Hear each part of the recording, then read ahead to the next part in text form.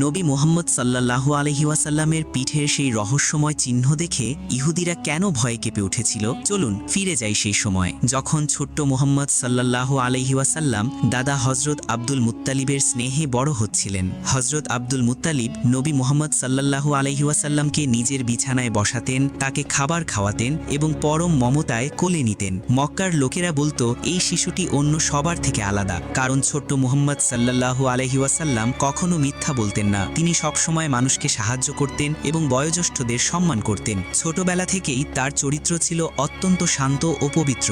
আল্লাহ তাআলা তাকে শৈশবেই এটিমত্বের কষ্ট দিয়েছিলেন যাতে ধৈর্য ও আল্লাহর ওপর ভরসার শিক্ষা মানব জাতির কাছে পৌঁছে যায়। সেদিনও মক্কার বাজার ছিল মানুষের ভিড়ে প্রাণবন্ত।